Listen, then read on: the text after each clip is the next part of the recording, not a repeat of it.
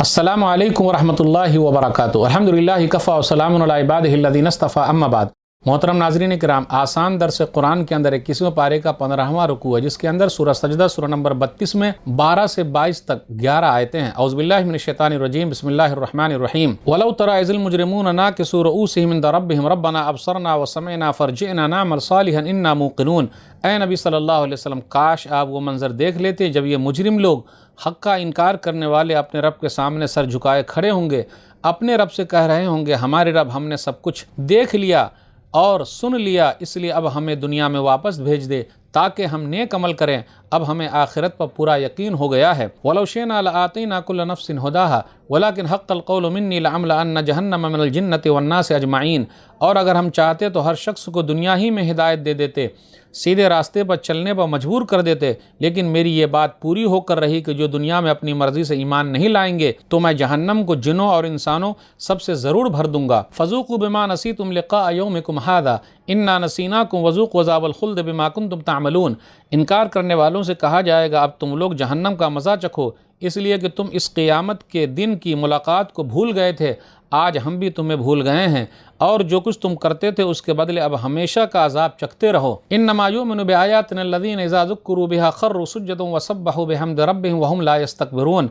बेशक हमारी आयतों पर तो वो लोग ईमान लाते हैं जिनका हाल ये है कि जब उन्हें आयतों के ज़रिए नसीहत की जाती है तो सजदे में गिर जाते हैं और अपने रब की हम्द के साथ तस्बीह करते हैं, और वो तकब्बुर घमंड नहीं करते। ततजाफ़ा जुनूबुहुम अनिल मज़ाजि यदूना रब्बहुम खौफ़न व तमअ व मिम्मा रज़क़नाहुम युनफ़िक़ून।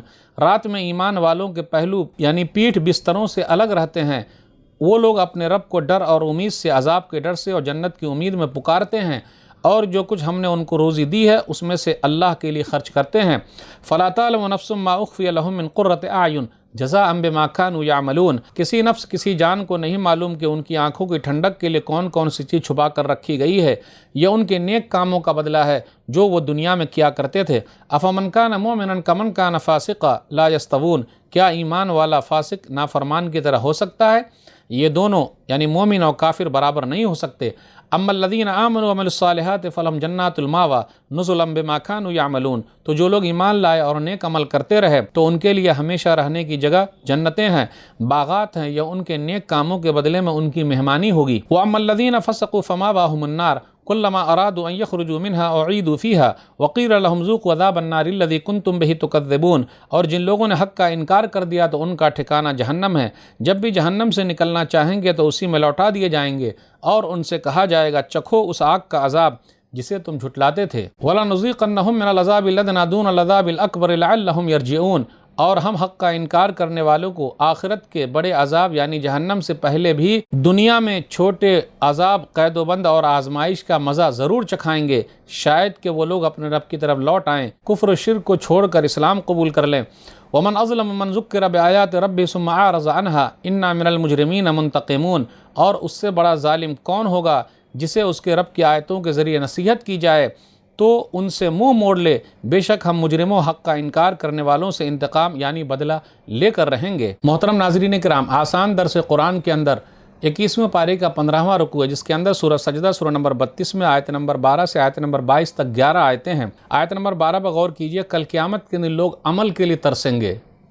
रब्बना अबसरना व समिअना फरजिअना नअमल सालिहन इन्ना मूक़िनून। ऐ हमारे रब, हमने देख लिया, सुन लिया, हमें तो दुनिया में लौटा दे ताकि हम नेक अमल करें, अब हमें यकीन हो गया। याद रखिएगा, ये दुनिया अमल के लिए है, आखिरत में हिसाब किताब होगा, वहाँ अमल नहीं है, इसलिए अमल कर लीजिए, तैयारी कर लीजिए जितना हो सके। अली रज़ियल्लाहु तआला अन्हु का कौल है, सही बुखारी किताबुर रिक़ाक़, बाबुन फ़िल अमल व तूलिह, इरतहलतिद दुनिया मुदबिरतन वरतहलतिल आखिरतु मुक़बिलतन व लिकुल्लि वाहिदतिन मिनहुमा बनून फ़कूनू मिन अबनाइल आखिरा वला तकूनू मिन अबनाइद दुनिया फ़इन्नल यौमा अमलुन वला हिसाब व गदन हिसाबुन वला अमल। दुनिया जाने वाली है, आखिरत आने वाली है, दोनों के बाल बच्चे हैं, तुम लोग आखिरत के बाल बच्चे बन जाओ, दुनिया के बाल बच्चे मत बनो, क्योंकि आज अमल है, हिसाब नहीं।